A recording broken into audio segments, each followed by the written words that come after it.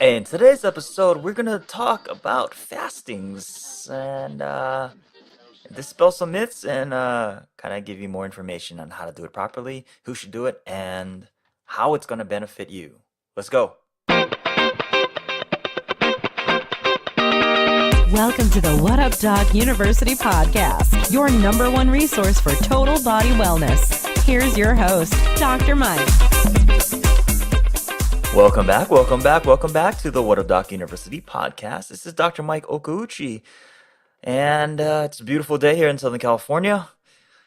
And I was getting a bunch of questions about fasting, and we use fasting a lot in our office, and I've recommended it a lot for people online, and I've been getting a lot of questions about it. So I decided, hey, you know what? What's better than doing this episode and giving you guys all the information that you guys need so that you can do it properly and really understand why you should fast and how to incorporate this into your lifestyle. Anyways, if this is your first time listening to this podcast, welcome. And I just wanted to give you a little heads up of what we are doing. We're on this podcast, we strive to give you health information that's both backed by science and what I see in clinical practice. I am a full-time practicing holistic chiropractor, and I deal with a lot of functional and integrative medicine using natural approaches to help people regain their health and plot out a roadmap so that we can get you going in using your body's natural ability to heal itself. So that's kind of what we do in the office and what we're striving to do here on this podcast. Appreciate all the 5-star reviews on iTunes and also the questions and comments that you guys are asking me. So anyways, let's get started about the art and science of fasting. So if we look at fasting, fasting has been done for decades upon decades. And you look at any type of society, and particularly religious practices, there's fasting that revolves around that. And I see a lot of misconceptions about fasting, and people say, well, it's hard, which it is. But if we look at how our bodies are designed, and we were talking about from an evolutionary biology perspective, and we look at from hunter-gatherer days to modern day, we see that our bodies are designed for times of feast and famine. And if you go back to my detox episode, I talk about this idea of feast and famine. And it's, I mean, we see feast and famine every single day. You eat, and then what your body does is it takes that energy from the food that you're eating, it utilizes some of that energy, and then it stores the other parts of the energy that it doesn't use. And we use that stored energy in times of famine, which is when you're not eating. So say you eat dinner, times of famine would be when you're sleeping. You're not utilizing the food that your food that you ate for energy. You're utilizing the food that you ate that got stored as energy, and you're burning that fuel. Okay, so in hunter-gatherer societies, their times of famine were a lot longer, right? So we had times where you're foraging and you were eating lower caloric foods, and then maybe you would have a kill, right? You'd find a lion, a tiger, a bear, or whatever, and those were higher caloric in content. So our bodies have evolved and designed a way where we look at the three major macronutrients, right? Proteins, fats, and carbohydrates. And then our body prioritizes things according to how fast they turn into usable fuel. Right, so the whole goal of the body is to take food, break it down into the smallest usable components, the macronutrients of proteins, fats, and carbohydrates. That gets into the cell, ultimately getting down to the mitochondria, where the mitochondria will then make ATP. Right, so the whole goal of it all is to use that for energy, right? Use the food that we eat for energy. But it's also devised ways that we can store for times of famine. Right? It just makes sense that way. Now, when we look at hunter-gatherer days and then we overlap that or we overlay that into modern day society, we see that we don't typically go into times of famine as much. Okay, so let me back up and give you a little bit of biochemistry. I don't like to give too much of biochemistry and get you confused, but there are a couple hormones that we got to know about. One is insulin, the other one is glucagon. So when your blood sugar rises, insulin is secreted so that we can get that blood sugar down and we can transport glucose into the cell. And then as the blood sugar starts to drop, because you're utilizing that sugar for energy, glucagon then becomes secreted, and then you start to increase in um, you know, uh, your blood sugar levels will increase by releasing glycogen stores, and then other hormonal pathways will start to trigger lipolysis for gluconeogenesis, or making glucose out of either protein or stored fats. Okay, so that's basically how the body works. You eat, blood sugar rises, you utilize some of that blood sugar for energy, and then insulin is also a storage hormone. So it stores some of that excess caloric intake from sugar into fats. And this is supposed to happen. Problem is that in modern day society, right? Remember, we're overlaying hunter-gatherer hunter-gatherer lifestyle, what our genes are programmed for, what our physiology is programmed for, and we overlay that into modern day lifestyle where we're always in this state of feasting, and feasting equals storage. So if we never ever go into a state of famine, it's very difficult for our bodies to burn off that excess energy. Okay. So I'm just trying to recap stuff there about why our bodies are consistently gaining weight, right? So this idea of feast and famine. Now, if we're always in this feast mode, it means that we're always going to be storing. So what we need to do is we need to elicit times of famine or artificial famine. And this is what fasting does. Fasting elicits the genes that are coded for famine that we were programmed for. Okay. And a lot of times, our bodies are instinctively doing that for a healing process. This is why, like, when we get sick, a lot of times we lose our appetite because our body knows, well, if I don't increase energy intake, I can then go into a healing mode. And that's what we want to talk about in this episode. So let me give you some of the benefits of fasting. Okay. There are a bunch of different benefits to fasting. I know a lot of times you think, fasting, I'm just starving myself and it sucks. I'm so hungry. Well, there are some benefits. And if you understand these benefits, I'm not saying that the hunter-gatherers understood these benefits, it was just instinctual. But with modern day science, we've been able to find that fasting actually has scientifically backed benefits. One is, we already talked about this, is that you're going to retrain your body how to burn fat for energy. And this is one of the more difficult things that we find in society today is people go on these diets and they go on these yo-yo crashes, and they may lose weight, but they gain it back and they start, going through these ups and downs, and they don't necessarily retrain their body on burning fat for energy.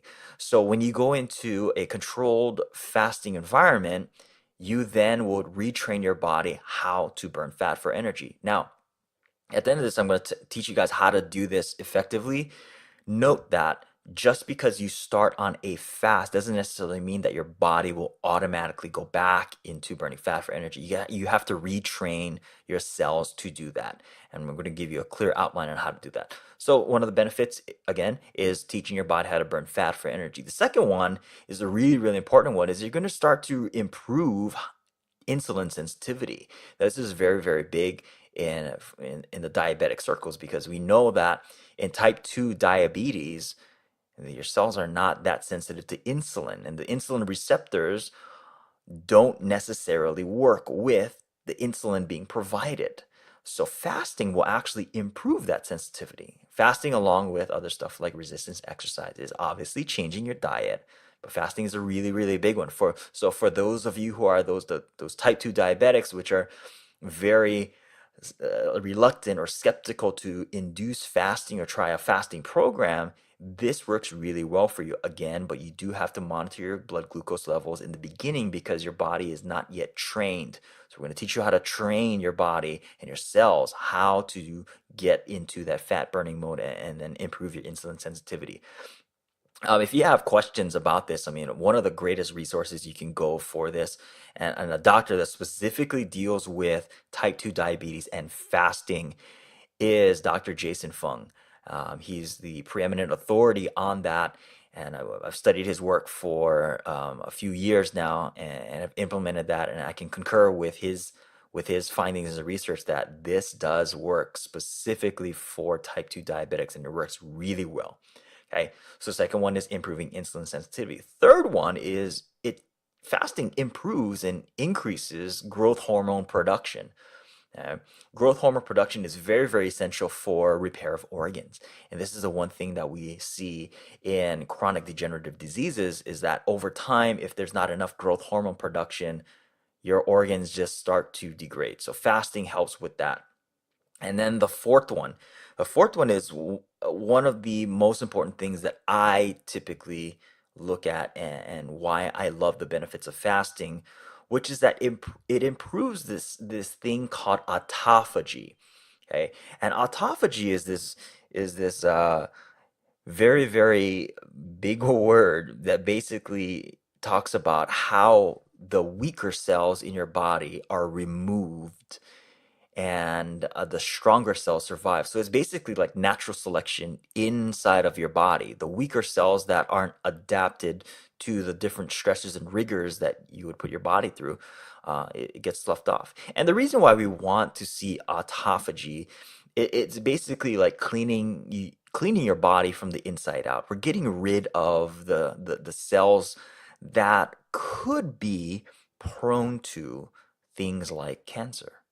And the process of autophagy is something that happens all the time. Your body naturally clears out the cells that are not fit to, move on or survive or function. That's what the body's supposed to do.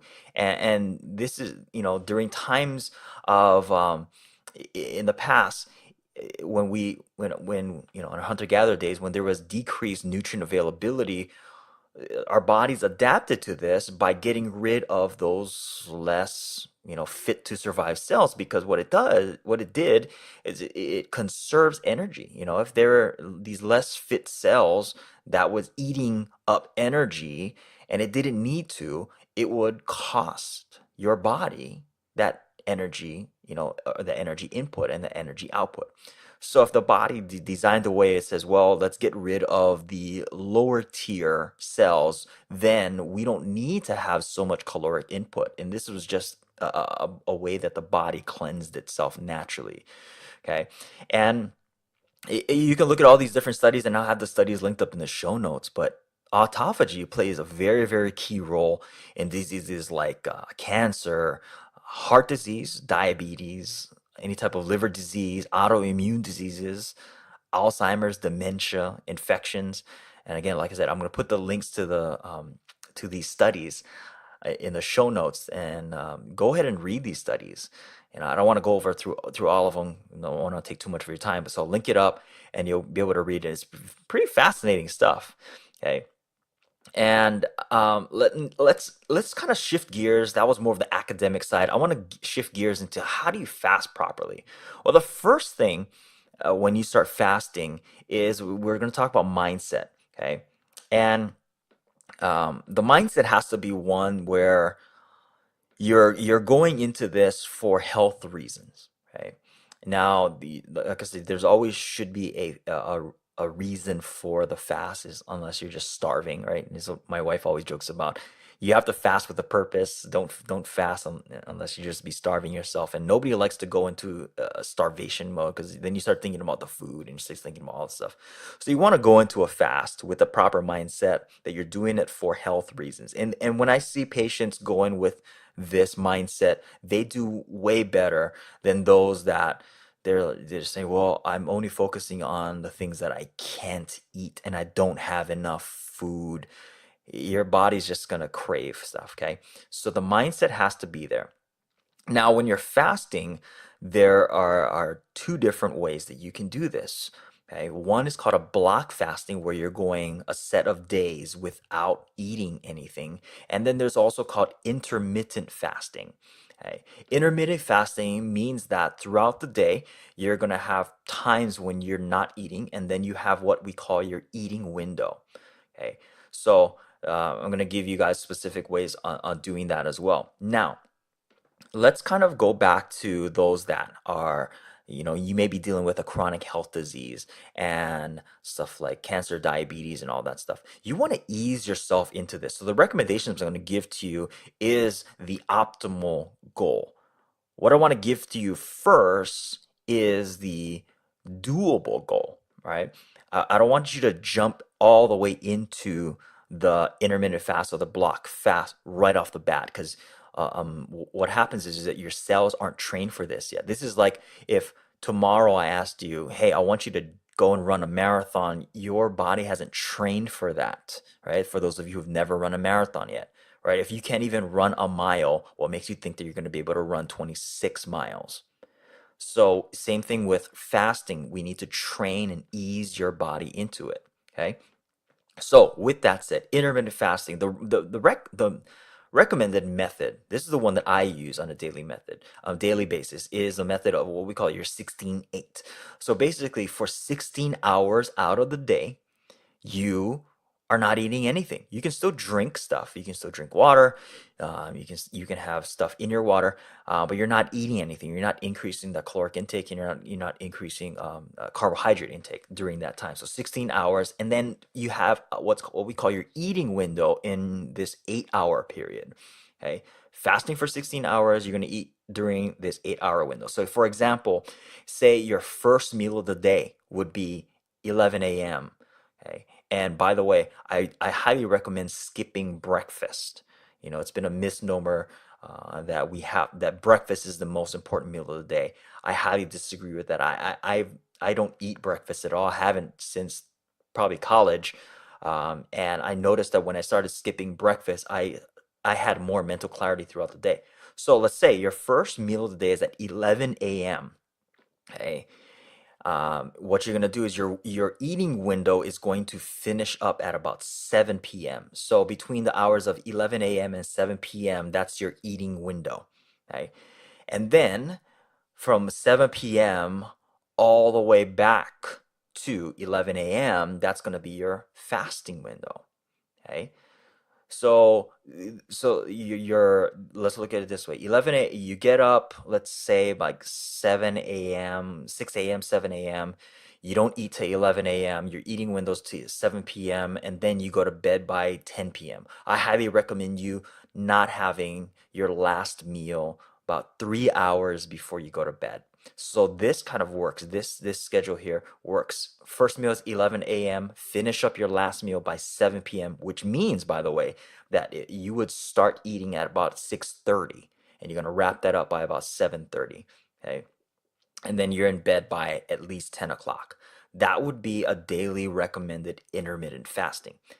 Now, for those of you that are easing into this, you can go half the day. Let's say let's fast for 12 hours. That's very, very doable for most people. Okay, you're gonna fast for 12 hours, eating window for 12 hours. And then you're gonna work your way up till you can get to that 16-8. 16-8 is about that sweet spot for people. Some people will jump it up to 24, right? 20 fasting, 4 eating window. Or some people get to the point where they just do like a 22-hour fast, a 2-hour eating window, where they're basically just having one meal a day. that works for a lot of people. Okay, I've seen a lot of people get into that 22 fasting 2 hour eating window. Now, that was intermittent fasting. Then you can throw in what's called block fasting. Block fasting is where you're taking blocks of days, anywhere between 2 to 5, 14, sometimes even 30 days of fasting. Yep, you heard me say that, 30 days of fasting. So these block fasts where you're going without, any food for these days, you can still drink water, teas, and all that kind of stuff within those days. What you are going to see amazing results with that. Okay, so here's a word of caution when you're doing that. I'm going to give you also recommendations of who shouldn't fast, by the way. So when you break your fast, when you're doing block fast, you got to ease back into it, by the way. Don't just like, do these block fasts for like 2 days and then all of a sudden on day three, you're having a burger or a pizza or anything like that. You got to ease back into it. You got to start eating with soft foods. So if you're having like vegetables, you may want to steam it or puree it, maybe have some soups or broths. Ease your way back into it. Okay. So what I recommend for like all my patients whenever we start doing a block fast is we use a thing called Fun. And Fun has a bunch of electrolytes and also has things that will help alkalize the body. We also use proteolytic enzymes, which will help decrease any of the protein fragments that may be causing inflammation.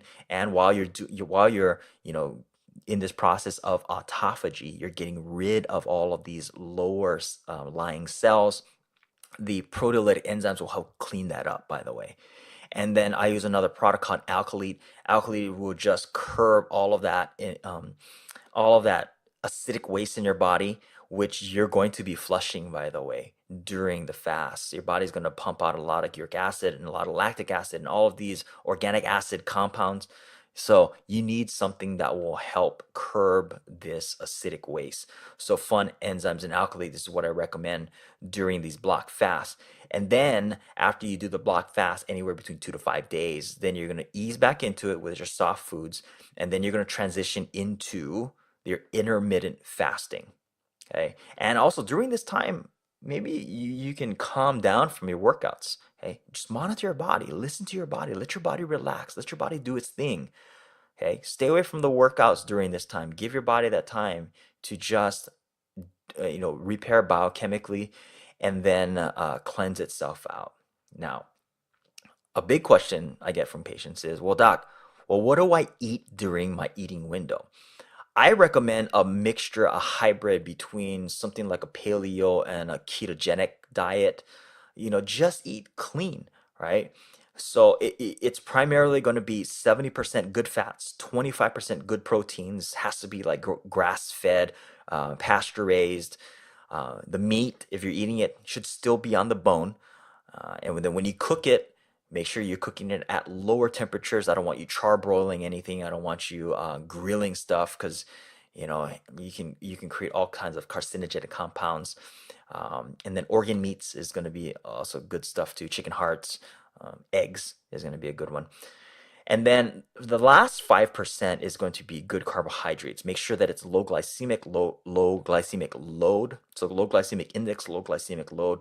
I usually give the rule of thumb of limiting yourself to about 40 grams of carbohydrates per day. Okay. So 70% good fats, 25% good proteins, 5% good carbohydrates. That's just a good rule of thumb. Okay. Like I said, this is the marathon.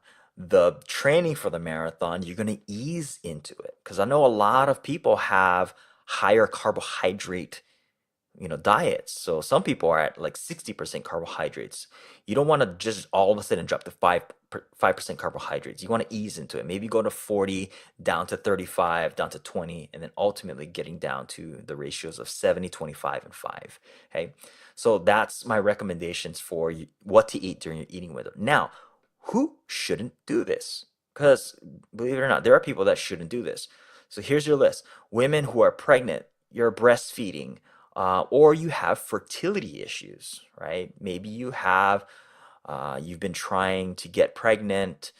Maybe you are pregnant, but mainly those that are trying to get pregnant do not do a fast. Okay, those with eating disorders for obvious reasons.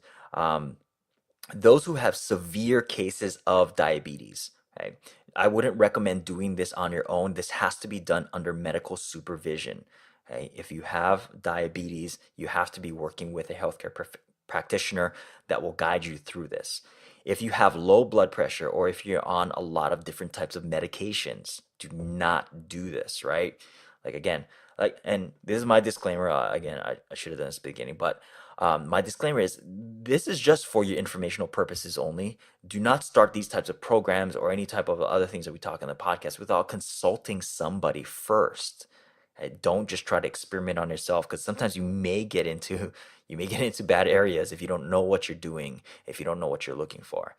Um, like I said, women who are pregnant, breastfeeding, have fertility issues, but women overall, make sure you guys are easing into this program, because if you just jump straight into it, like you just go into a 5-day fast and then you go into a 16-2 or a 20 fast, 4-hour eating window, intermittent fast, this could affect your menstrual cycle and stop that. I know some women will say, yeah, well, I wouldn't mind if I didn't have any more menstrual cycles, but this does wreak havoc upon your hormonal cycles if you're not doing it properly. So ease into the program so that you don't throw this all off. If you do get irritable and you have dizziness while you're doing this fast, it basically means that the cells in your body aren't trained for it yet, right? That's a keyword, yet. It's just like running a marathon. If you all of a sudden just get up today, you've never run a mile in your life, and you start and go like 15 miles, your body's not going to be able to handle that. You got to ease into this.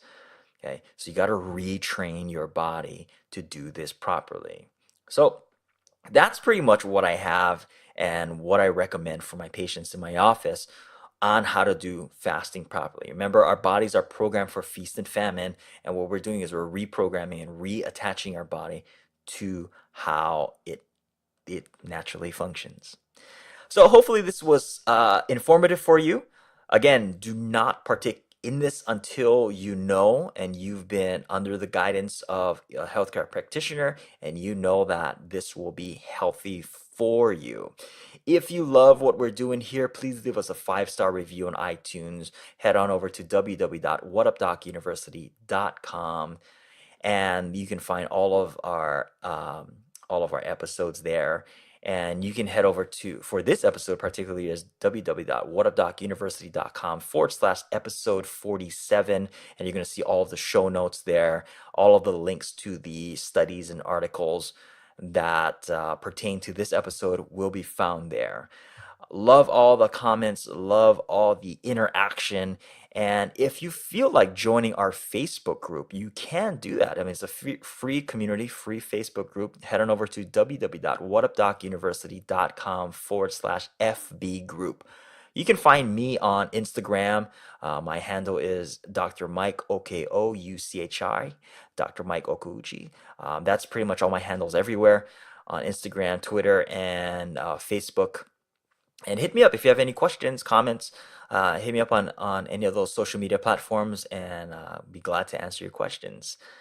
But like I said before, health is a journey, guys, and health is your number one asset.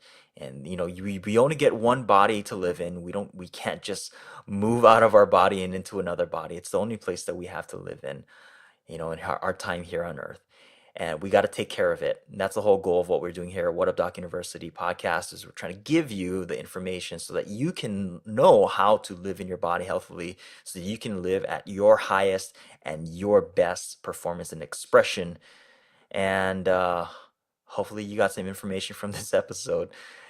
If you have questions, again, feel free to reach out to me. But until the next time we talk, I shall see you later, and hopefully later and later. Subscribe to the podcast on iTunes. But till the next time, be well and aloha.